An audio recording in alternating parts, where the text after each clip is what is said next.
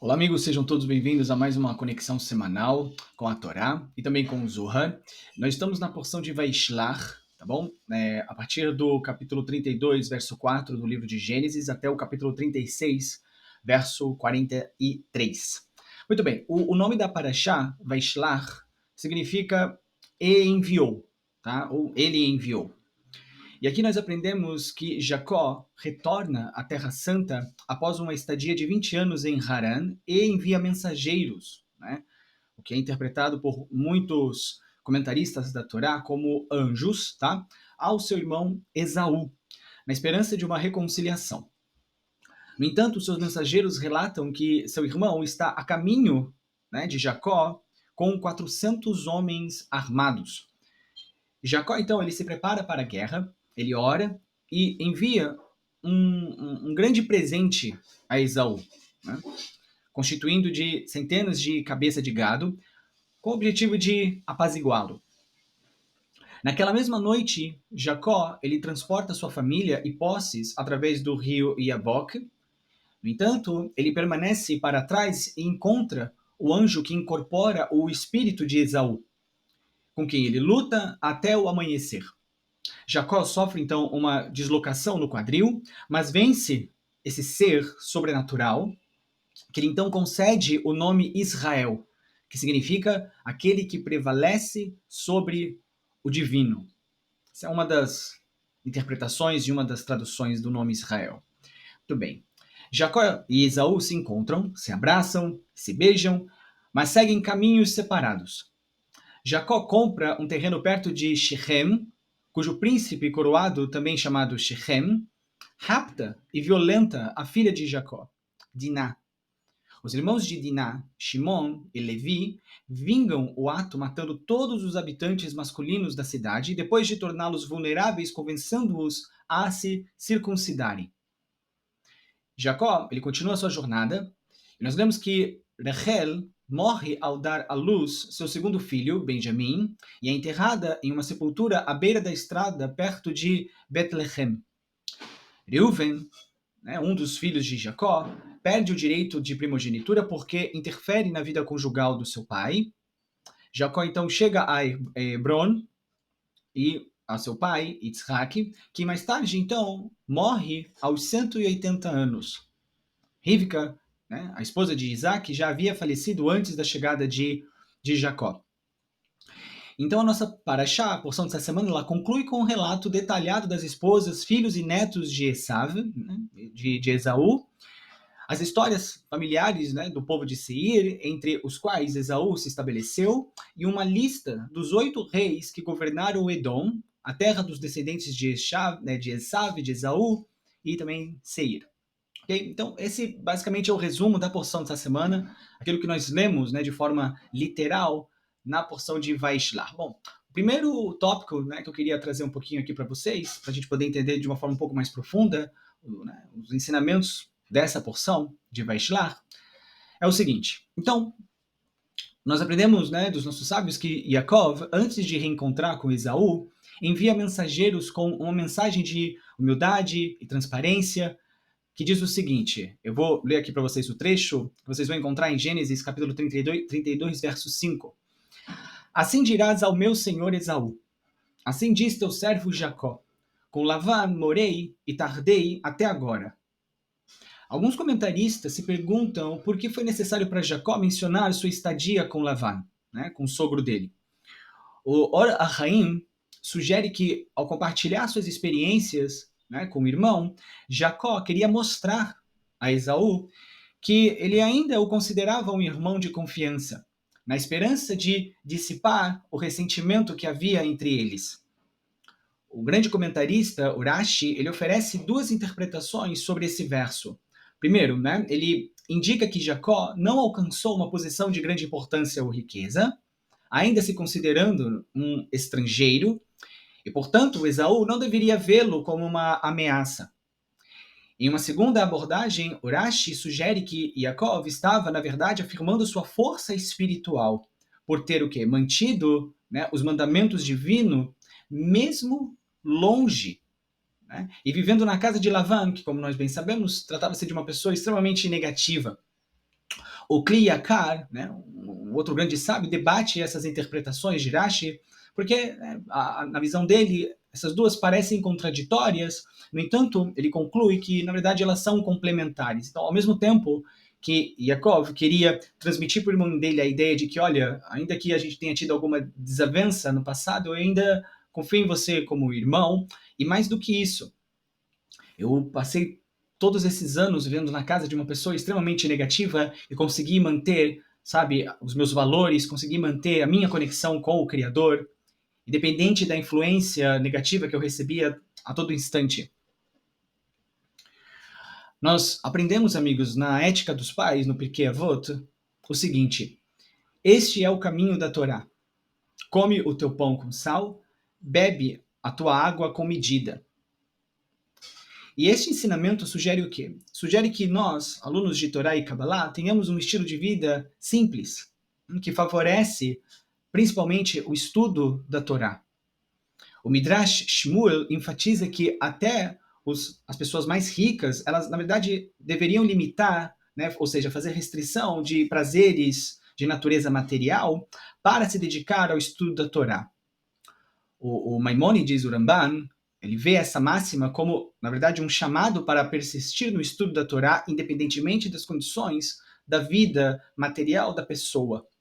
E o que a gente pode entender dessa ideia, sabe, que nós encontramos no Pirkei Avot, de comer o pão com sal e beber uma medida limitada de água, a ideia por trás disso é que, para que nós tenhamos, de fato, uma conexão profunda com os ensinamentos da Torá, a gente precisa diminuir a influência do nosso Yetzer Hará na nossa vida, do nosso ego, do nosso desejo de querer receber tudo somente para nós mesmos, o que normalmente faz com que nós busquemos por excessos, né, principalmente de natureza material, de natureza física.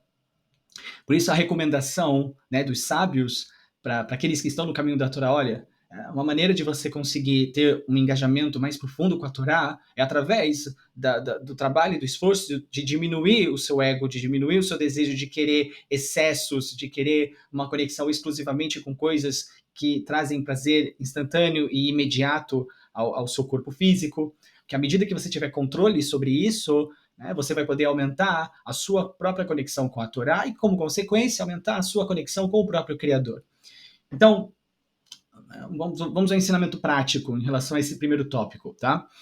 Então, nós devemos nos manter fiéis aos nossos princípios e valores, assim como Yaakov, mesmo em circunstâncias desafiadoras, ou seja, ainda que nós estejamos aí cercados de negatividade, de influências negativas, nós como alunos de Torá, como alunos de Kabbalah, nós temos que manter o nosso valor, os nossos valores internos, não nos permitindo, sabe, sermos influenciados por essas negatividades, seja Lashon Hará ou qualquer outro tipo de negatividade, né?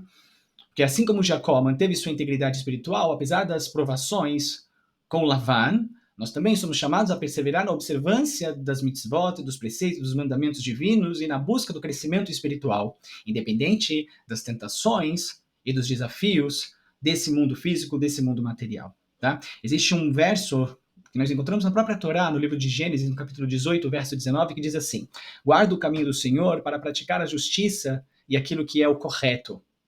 E esse verso, ele reflete a ideia central de manter a fidelidade aos caminhos de Hashem, aos caminhos do Criador, aos mandamentos, independentemente das influências externas ou internas também que possamos enfrentar. Ok? Muito bem, segundo tópico que eu queria trazer aqui para vocês é sobre a sabedoria de Yaakov durante, né, essa história do encontro dele com o seu irmão Esaú, né, o Esav. Então, na Parashá Vaishlach, nós presenciamos essa tensão de Jacó ao preparar-se para o seu encontro, né, o seu reencontro com o seu irmão Esaú. Jacó, ele envia, né, mensageiros celestiais à frente, é assim que começa, né, inclusive a porção dessa semana, para o encontro com Esav, para o encontro com Esaú, e os instrui com palavras de humildade, com palavras de paz, né? Assim dirás ao meu senhor Esaú. O que está escrito no verso 5 do capítulo 32. Assim diz teu servo Jacó, com Lavan residi e demorei até agora. Adquiri bois, jumentos, rebanhos, servos e servas, e estou enviando esta mensagem para encontrar graça em teus olhos. Essa foi a mensagem que Jacó mandou para o seu irmão Esaú por intermédio desses mensageiros. E nós vemos que a confrontação entre os irmãos é registrada para ilustrar como o Criador ele enviou um anjo para salvar, né, o seu servo Jacó da mão de um inimigo que aparentemente era muito mais forte. Além disso, demonstra também que Jacó não confiou apenas em sua própria força ou justiça, mas ele também esforçou-se para garantir a sua segurança através de medidas até práticas. Né? Jacó não confiou somente na proteção divina, melhor dizendo, tá? Ele confiava muito na proteção do Criador, na proteção de Hashem, ele tinha confiança no Criador, mas isso não foi motivo para que ele também não tomasse medidas de nível prático para garantir a sua própria segurança, ok? Então, e de fato, os nossos sábios, eles perceberam, nesse capítulo específico da Torá, o modelo ideal do comportamento da pessoa que está, sabe, seguindo a senda da Torá e dos preceitos, quando ela se encontra num estado de exílio, que como nós vimos já anteriormente, o exílio, ele na verdade representa o quê? Um sentimento de afastamento, um sentimento de desconexão do Criador. Mas mesmo com esse tipo de sentimento, é possível nós mantermos certas práticas, por assim dizer, como inclusive um meio de nos ajudar a retomar um estado de consciência, né, de que nós estamos, na verdade, a todo instante conectados com o Criador. E, portanto, devemos seguir esse exemplo de Yaakov, fazendo o quê? Aquilo que os sábios ensinam ser uma preparação tríplice em nossos embates com, né, forças negativas, pessoas negativas que eventualmente podem surgir em nossas vidas. E quais são, tá? Quais são essas três formas de preparação? Então, primeiro, oração, ok? A gente manter a nossa oração, mesmo quando a gente não tiver com um sentimento de conexão com o Criador. Em outras palavras, mesmo quando a gente não se sentir, sabe, motivados ou felizes ou alegres. Não, a gente tem que manter. Uma coisa que a gente precisa manter. A gente precisa manter oração, mesmo quando a gente não está afim de realizar nenhuma oração. Mesmo quando a gente não estiver sentindo, sabe, eu estou sentindo uma conexão com o Criador, então eu vou fazer oração. Não, a gente tem que fazer oração, a gente tem que rezar, mesmo quando a gente não está afim. Isso é uma das coisas. É o que, de fato, vai proteger a gente nesses momentos de exílio espiritual. Segundo, manter uma característica de apaziguamento em relação às pessoas que a gente não tem um relacionamento muito bom. Né? Não é porque a gente está sentindo um certo distanciamento do Criador, é que a gente precisa tratar as pessoas de forma ríspida, a gente tem que tratar as pessoas, né, de forma, sabe, mal educada, fazer shalom, nada disso. Pelo contrário.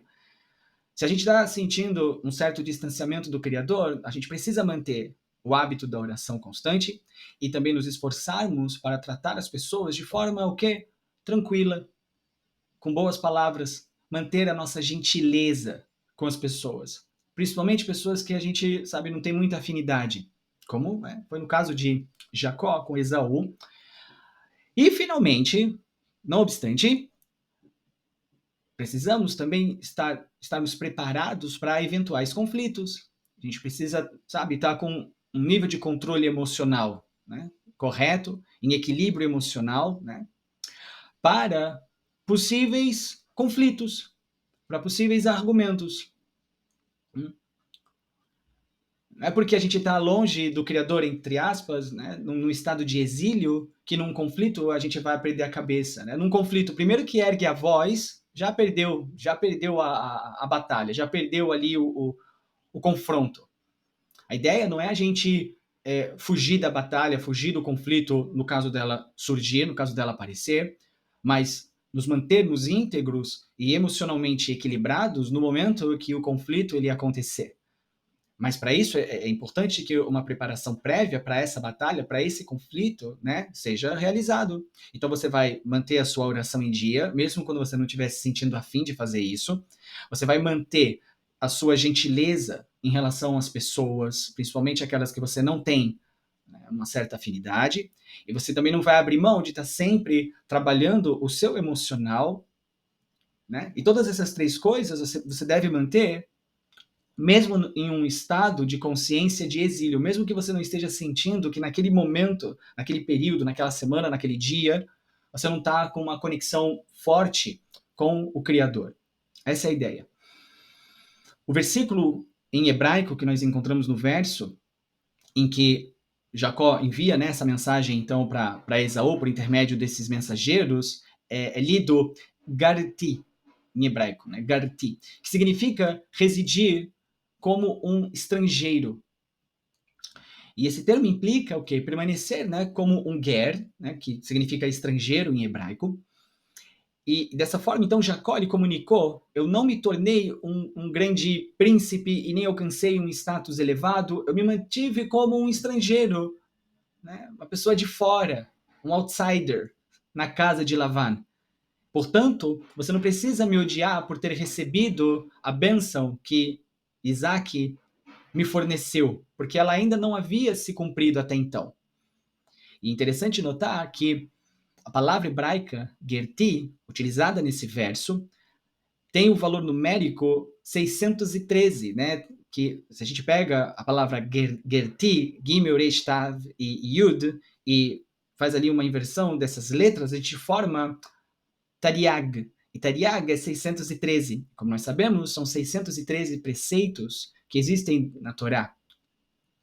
E com isso, Jacó, ele sugeriu o quê? Que embora eu tenha residido com essa pessoa super negativa que é Lavan, eu ainda assim, durante toda a minha estadia lá como um estrangeiro, eu observei e mantive os 613 mandamentos divinos e não aprendi os maus caminhos de Lavan. Né? Isso tudo de acordo com o Urashi. E essa era uma mensagem de que Esaú não deveria menosprezar Jacó. Por quê? Porque a sua retidão permaneceu intacta. Ou seja, a força e o poder espiritual, a conexão de Jacó com o Criador se manteve intacta durante todo esse período. Ainda que ele fosse como um estrangeiro, né, e aqui esse jogo de palavras, na verdade, revela isso pra gente, que ele manteve a sua integridade, que ele manteve os seus valores, os seus princípios, mesmo ali envolvido com uma pessoa tão negativa, no caso Lavan. Então, na prática, nós devemos aprender a equilibrar a nossa confiança na providência divina. Isso, sem dúvida nenhuma, é o que a gente precisa manter. A gente precisa saber que o Criador ele vai cuidar de tudo pra gente. A gente não tem que abrir mão desse tipo de pensamento, desse tipo de consciência, de que independente do que aconteça, o Criador ele sempre vai estar do meu lado, ele sempre vai fazer o melhor por mim, ainda que eu não consiga ter total clareza e compreensão em relação a isso, em relação às coisas que estão acontecendo comigo. Eu sei que às vezes acontecem coisas que deixam a gente chateado, mas ainda assim a gente precisa manter essa consciência de que, independente do que estiver acontecendo, o que está acontecendo é providência divina, é o Criador cuidando de mim de forma ali pessoal, inclusive. Pessoal. No entanto, a gente precisa aprender a equilibrar essa confiança na providência divina com ações pragmáticas e estratégicas. Estratégicas. Para garantir o nosso bem-estar e paz. Ou seja, ao mesmo tempo que você tem que ter plena confiança que o Criador está cuidando de você, você também precisa tomar atitudes, realizar atividades, ações pragmáticas e estratégicas para garantir o seu bem-estar e também, né, a sua paz. Porque a sabedoria, ela reside em não sermos passivos, mas sim em tomar iniciativas conscientes que refletem tanto a nossa certeza no Criador, quanto também a nossa responsabilidade com nós mesmos e com aquilo que está à nossa volta, né? Com as pessoas, com tudo que está à nossa volta. Tem um verso no Tanakh, na verdade um salmo do rei David, Salmo 37, verso 5, que diz assim: entrega teu caminho ao Senhor, confia nele, e ele tudo fará. E esse verso, ele encapsula a lição central da porção de Vaishlar, ensinando-nos a confiar no Criador enquanto tomamos medidas práticas para navegar pelos desafios da vida. Então, né, muitas vezes você vai encontrar pessoas que estão em um desses dois extremos, né? Na Kabbalah, a gente diz que o ideal é o caminho da coluna central. Porque, de um lado, você vai, de repente, encontrar aquela pessoa que não faz absolutamente nada. Tudo que ela faz, não, o Criador vai fazer tudo para mim, eu não preciso fazer nada, Deus vai tomar conta de tudo, então não preciso fazer absolutamente nada. Não é por aí. Sim, é verdade, o Criador vai fazer tudo por você, tudo para te ajudar, tudo para fazer o melhor para você. Aquela história, provavelmente você já deve ter ouvido falar aquela história da pessoa que está no barco, e aí o barco está afundando, e aí ele está rezando para Deus, por favor, Deus, vem aqui, me ajuda. Né? Aí passa um barco, fala, olha, vem para cá que eu vou ajudar você, vou te salvar. Ele fala, não, não, não, eu não quero sua ajuda. Deus vai me salvar. Aí o barco vai embora. Aí daqui a pouco passa um segundo barco, né? Olha, vem, tô aqui para te ajudar. Não, não quero ajuda. Deus vai me salvar. O barco vai embora. Por fim, passa um helicóptero do bombeiro, com escada, com tudo, né? E fala para a pessoa que está afundando: olha, vem aqui, que eu vou salvar você. Não, Deus vai me salvar. Eventualmente, o barco afunda, a pessoa se afoga, a pessoa morre, chega na corte celestial, né? Indignada. Mas, poxa, Deus, eu confiei tanto que você ia me salvar, que você ia fazer tudo para me salvar e tal. E aí Deus responde: olha, eu mandei 2 barcos e um helicóptero. E você não quis. Então, essa é uma coisa, esse é um extremo. Né? Sim, a gente tem que saber que o Criador vai ajudar a gente, mas o Criador ele utiliza meios, pessoas inclusive, para poder, sabe, manifestar esse auxílio, essa misericórdia. Então a gente tem que estar, sabe, com os nossos olhos espirituais bem abertos e nossos ouvidos também para poder perceber, sabe, esses benefícios que o Criador manda para a gente. Isso é uma coisa. E no outro extremo, você tem o quê? Você tem a pessoa que é só pragmática e estratégica. Então ela faz isso, ela faz esquemas, ela planeja e ela, sabe, ensaia o discurso dela que ela vai ter naquele dia com determinadas pessoas e tal. Ela faz tudo, né, de nível, vamos dizer assim, físico. Ela desconsidera completamente a questão espiritual da equação, né? Fala, não, se vai dar certo porque eu vou fazer dar certo. Eu vou fazer acontecer. Eu vou fazer o plano, eu vou fazer o esquema, eu vou pensar nas estratégias, tudo isso. E vai dar certo. Um outro extremo está errado também. A pessoa, sim, ela tem que ser pragmática, ela tem que ter estratégia, ela tem que pensar, ela tem que planejar tudo isso. No entanto, ela tem que nunca esquecer de que o Criador é quem dá a palavra final. Hashem vai dar a palavra final. Se esse plano super elaborado, estratégico e tal, vai de fato acontecer ou não. É isso que realmente a pessoa precisa saber entender. Então, amigos, sabe, com isso o que a gente realmente quer manter é o seguinte. Os ensinamentos principais aqui são, primeiro, Jacó, ele enfrenta uma situação de conflito iminente com Esaú e busca uma estratégia de apaziguamento, preparando-se espiritualmente e estrategicamente, ou seja, ele traz as duas coisas, ele combina as duas coisas. A confiança no Criador e na providência divina, mas não abrindo mão do planejamento, do pragmatismo, da estratégia, do plano, para poder fazer com que as coisas aconteçam da melhor forma possível. Tá? Além disso, nós aprendemos que a humildade e a transparência de Jacó, né, expressa em suas palavras aos mensageiros que ele envia para Esaú, reflete o que? A importância da comunicação sincera e do fortalecimento da nossa fé, mesmo durante as adversidades, ou seja, manter a nossa integridade, falar a verdade, mesmo quando tudo estiver complicado, mesmo quando tudo estiver difícil, mantermos a integridade, nossos valores. Né? O episódio também nos ensina a necessidade de equilibrar a providência divina com ações, né, pragmáticas, preparação meticulosa, comunicação estratégica e etc. Okay? E também vamos lembrar que a oração ela é destacada como o quê? Uma ferramenta poderosa para a transformação e o fortalecimento espiritual. E não apenas um pedido de ajuda, mas um ato de fé e confiança nas promessas do Criador.